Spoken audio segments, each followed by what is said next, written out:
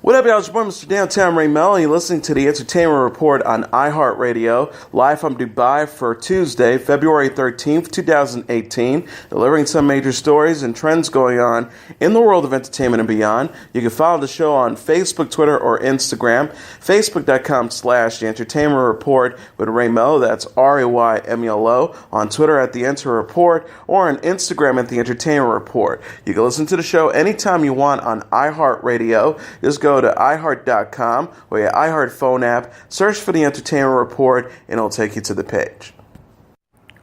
Filmmaker Guillermo del Toro will serve as the president of the competition jury at the upcoming 75th edition of the Venice International Film Festival, which will take place August 29th to September 8th. Del Toro will be leading the panel that decides which films receive the prestigious Golden Lion Award for Best Film, among other awards. The director won the Golden Lion Award in 2017 for The Shape of Water, which leads the upcoming 90th Annual Academy Awards with 13 nominations. Del Toro, who also previously served on the Cannes Film Festival jury in 2015, participated in the Venice Film Festival for the first time in 1997 with his film Mimic. Del Toro said in a statement, "To serve as president in Venice is an immense honor and responsibility that I accept with respect and gratitude. Venice is a window to world cinema and the opportunity to celebrate its powers and cultural relevance."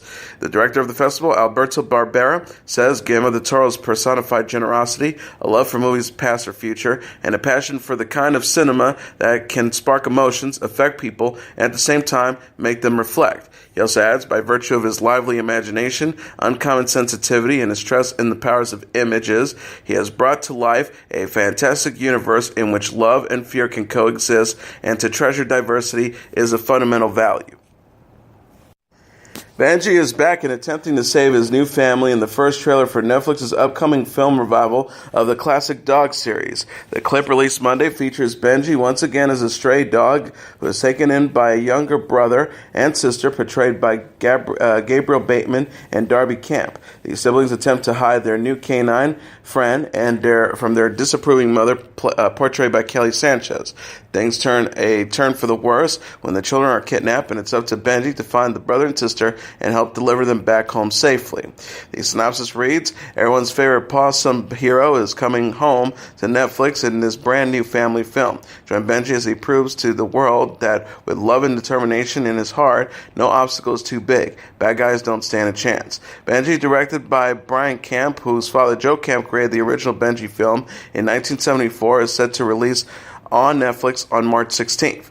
There have been a number of Benji films and television specials after the first in 1974. The last Benji movie was in 2004's Benji Off the Leash. John Krasinski says he didn't get a call about the rumor revival of The Office. The 38-year-old actor said on Monday's episode of The Ellen DeGeneres Show that NBC hasn't approached him about reprising Jim Halpert in the potential project. He said, I did hear that on the internet. Guess who didn't get a call? Me.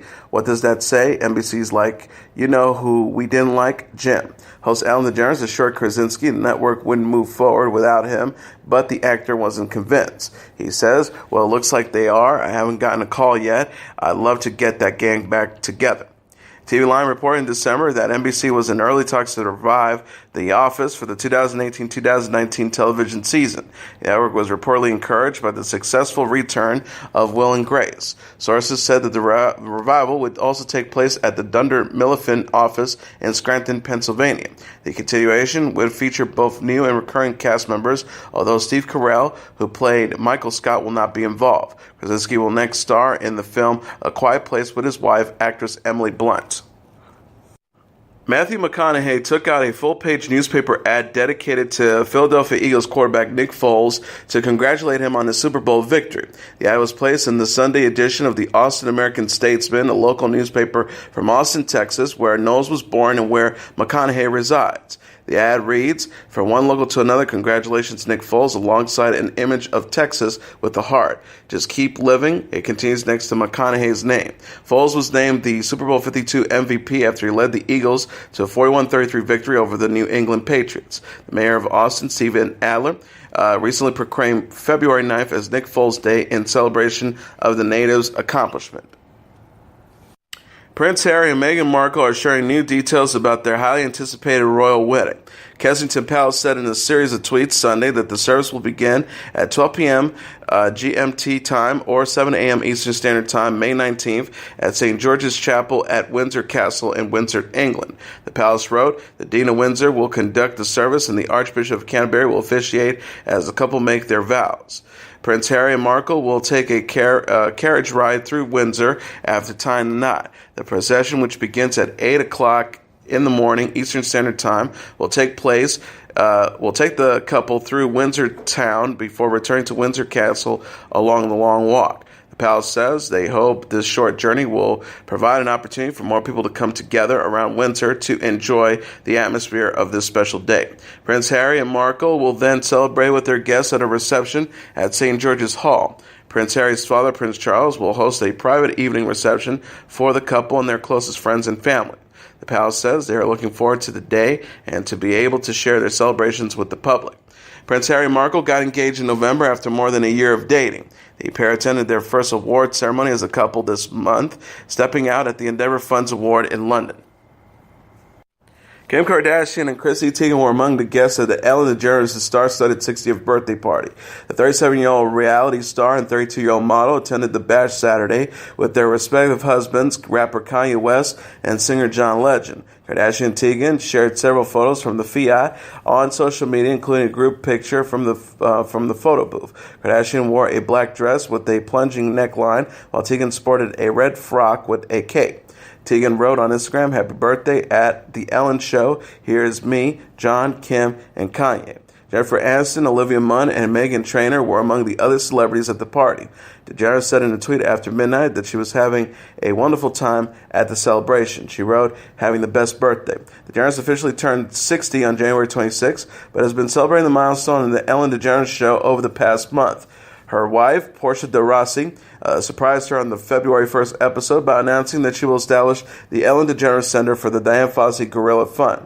DeGeneres gush, "It's the best gift. De Rossi understands me. That is the best gift that anyone could have gotten me."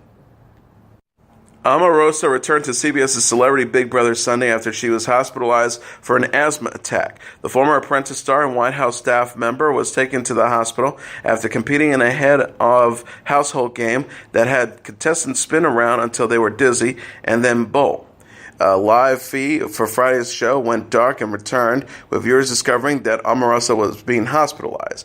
Contestant Marissa Jarrett Runcoat said to fellow contestant Ross Matthews, "Omarosa has everything to lose. I mean, I put her in the hospital." CBS confirmed in a statement that Omarosa received medical attention for an asthma attack. The reality television star's return was addressed on Sunday's episode, where she was seen retreating to her bed for rest. She said on Twitter before the airing of Sunday's episode, "Back and playing to win. I'm well and thank for all of your support. # Team Omarosa." Celebrity Big Brother airs on CBS at 8 p.m. Eastern Standard Time on Sundays, Mondays, Wednesdays, and Fridays. Gigi Hadid responded to critics of her changing weight on Twitter, stating that her skinny physique was related to having Hashimoto disease and that despite her weight loss, she is perfectly healthy. Hadid was slammed for her fluctuating weight by commenters on social media after walking the catwalk at Jeremy Scott's Fall and Winter show on Thursday, at the Bottega Veneta show on Friday during New York's Fashion Week. She said, "For those of you so determined to come up with why my body has changed over the years, you may not know that when I started at 17, I was not yet diagnosed with Hashimoto's disease. Those of you who called me too big for the industry were seeing inflammation and water retention due to that," the model said Sunday to kick off her lengthy response to body shamers. She continued by saying, "Over the last few years, I've been properly medicated to help symptoms, including those as well as extreme fatigue, metabolism issues, body's ability to retain heat, etc. I was also part of a holistic medical trial that helped my thyroid levels balance out." She also said, "Although stress and excessive travel can also affect the body, I've always eaten the same. My body just handles it differently now that my health is better.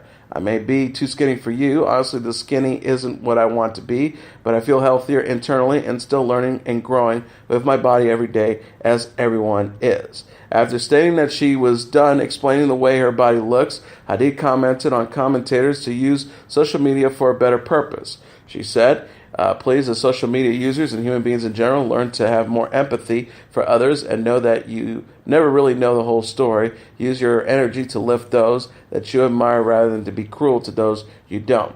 Hadid received support on Twitter from fellow models Chrissy Teigen, Kendall Jenner, and Ruby Rose. Rose said in response to one of Hadid's tweets, "Sorry you too have to explain something so ridiculous to people. Love to love you. Love to the people who try to tear down others, also because they are just people who haven't had the spiritual growth that need to occur and to love and accept one another." Pretty Little Liars alum Shay Mitchell ran through the streets of Los Angeles topless in celebration of hitting 3 million subscribers on YouTube. Mitchell stripped down to her underwear that says "nice buns" and a unicorn Halloween mask in order to hide her identity. The run was filmed for her YouTube channel. The idea for the run was initially proposed by Mitchell, who said she would run outside naked if she reached 3 million subscribers. Mitchell says in the clip Out of Breath, "A deal's a deal, and I did it after running past surprise locals on Sunset Boulevard and joining her assistant Sammy, who was following in a car." The video also features Mitchell thanking her fans for making her channel so successful.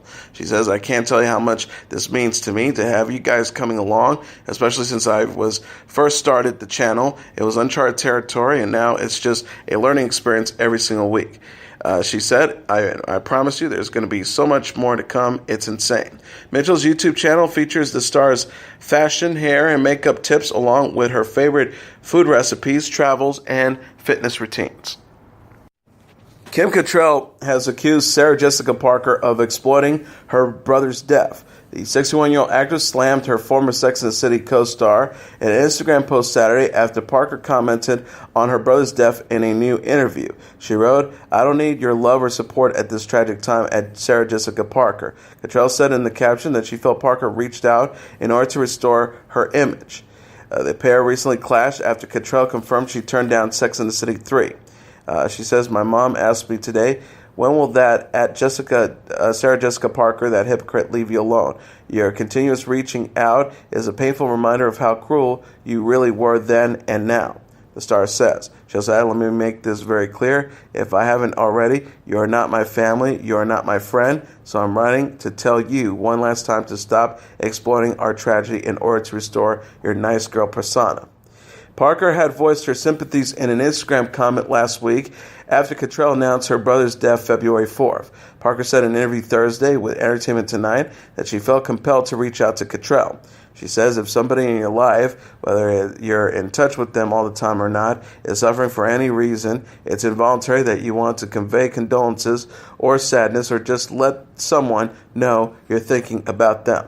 The Independent report Cattrall had a much different response to former co-star Cynthia Nixon, who also offered her condolences on Instagram. Cattrall said in a comment at Cynthia Nixon, "Cynthia, hearing your voice meant so much to me. Thank you for reaching out. Love, Kim. # Sex in the City."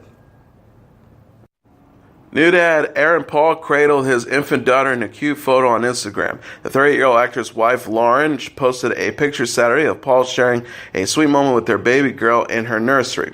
The snapshot shows Paul smiling down at his daughter as he cradles her close to his chest.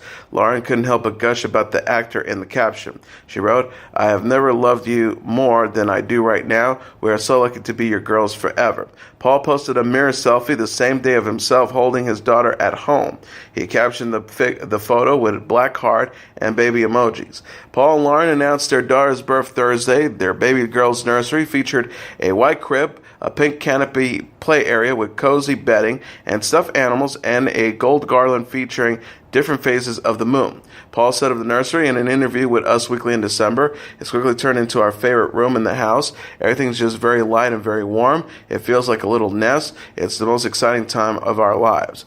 Paul is best known for playing Jesse Pinkman on Breaking Bad. He presently portrays Eddie Lane on the Hulu series The Path, which returned for a third season in January.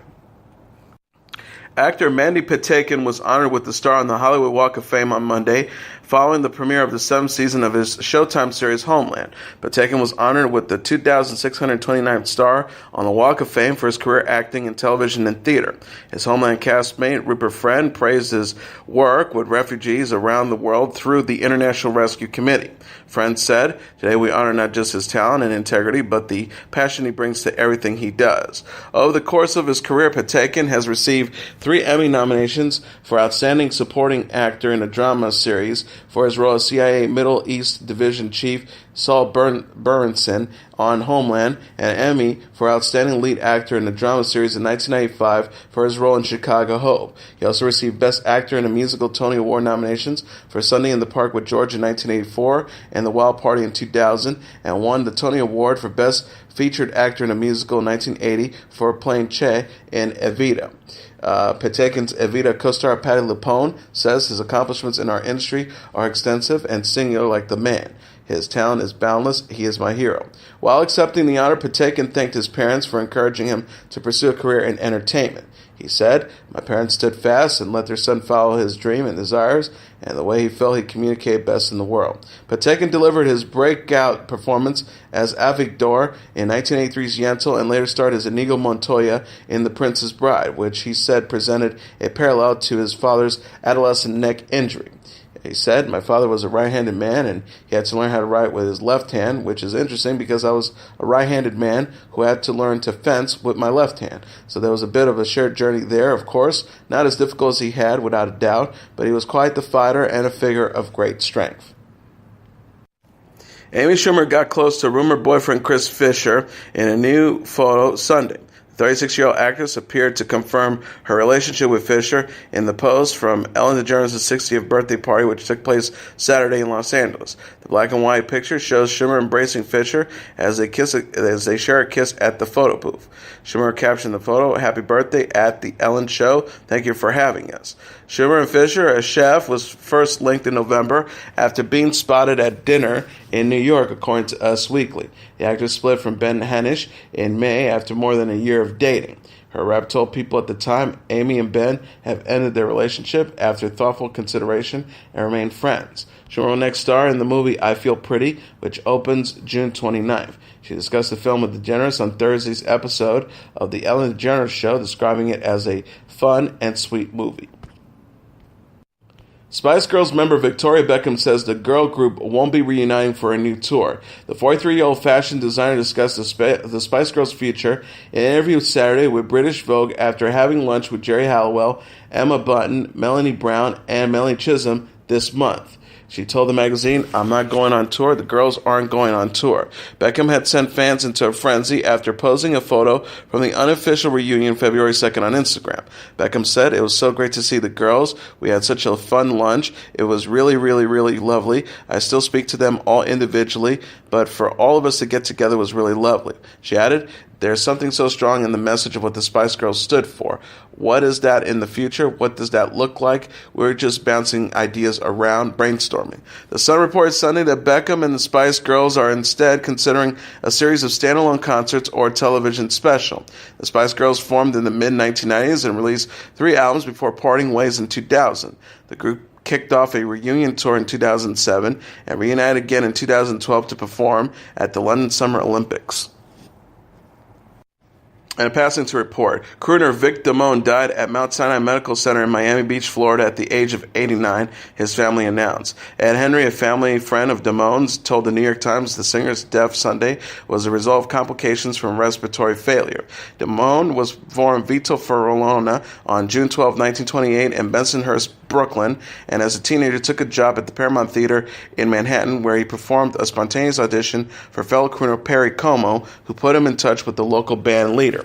He signed a recording contract with Mercury Records in 1947 and had his own weekly radio show, Saturday Night Serenade at the age of 20 a year later. Damone admired the work of Frank Sinatra, who later befriended, and was known for using his natural vocal talents to create emotional renditions of songs such as In the Still of the Night, You'll Be So Easy to Love, I Don't Want to Walk Without You, and Come Rain or Shine. Damone once said, without Frank, there would not have been a Vic Damone. He recorded about 2,500 songs throughout his 54-year career, and also branched into acting, securing regular roles in films and television, and turning down a role in The Godfather. Later in his career, Damone performed primarily in nightclubs and became a mainstay on the Las Vegas Strip. He had a mild stroke in 2000 and retired from performing a year later before delivering his final performance at the Raymond F. Carvis Center for the Performing Arts in Palm Beach, Florida in 2011. Alex Dreyfus, chairman of the Kravitz Center, says Vic Damone is the kind of performer who comes along once in a lifetime. And he said, fortunately, it came along in our lifetime. Damone was married 5 times and survived by his 2 sisters, Elaine Seneca and Terry Susio, 3 daughters, Victoria Damone, Andrea Damone Brown, and Danielle Damone Woodward, and 6 grandchildren. Carrie Underwood is back to working out with her family. The 34-year-old singer hit the gym with Isaiah and husband Mike Fisher after injuring her face and wrist in a fall on the steps of her home in November. Underwood shared 2 photos Saturday on Instagram of her family workout session. One picture shows the singer and Isaiah doing squats, while the other shows Fisher and Isaiah practicing push-ups. Underwood wrote, tagging her personal trainer, "My boys make workouts fun and a bit less productive, but that's okay. Hashtag save the path. Hashtag Calibre Carrie, photographed by Irina Prina." Underwood said in a post in January that she was still healing after breaking her wrist in the fall. She also told fans for the first time that she required more than 40 stitches in her face after the incident.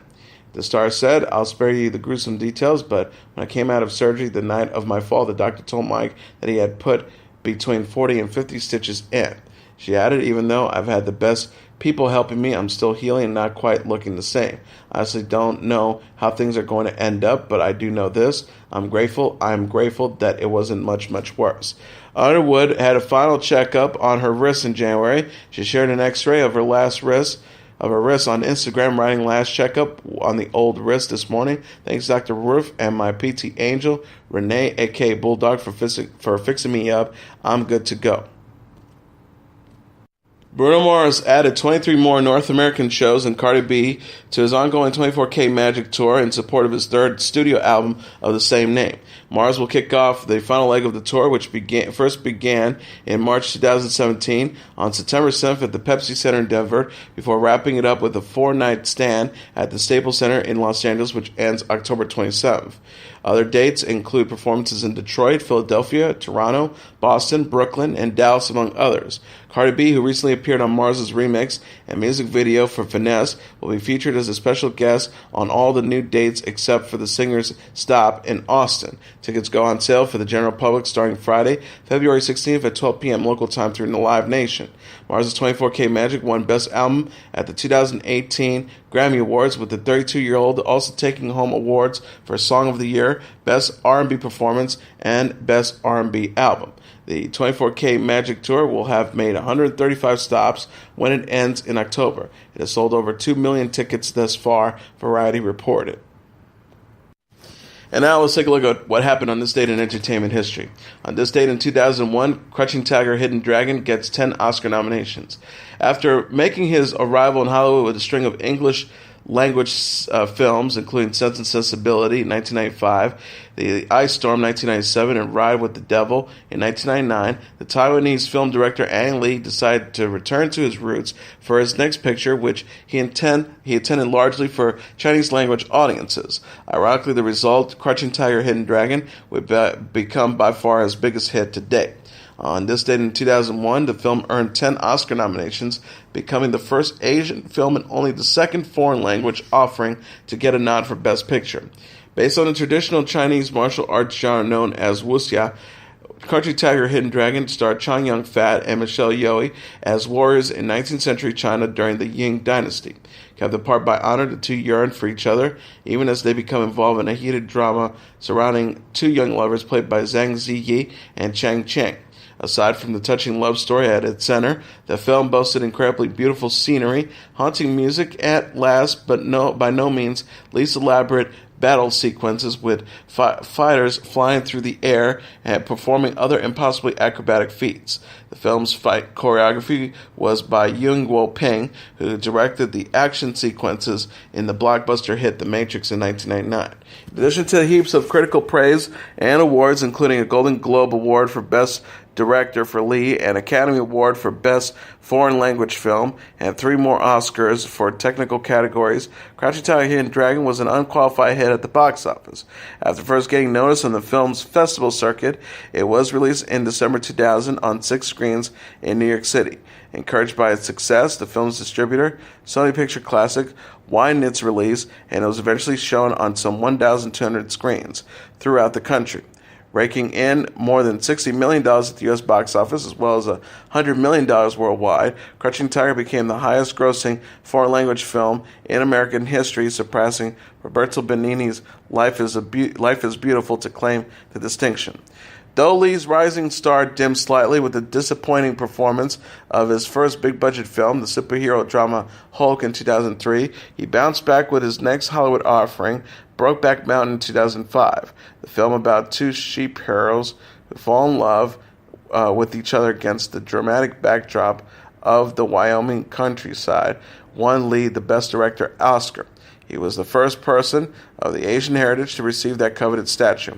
Brokeback Mountain, which generated buzz for its frank depiction of homosexuality and repression, was also a frontrunner for Best Picture, but it was upset by the ensemble drama Crash in one of the most surprising Oscar results in recent history.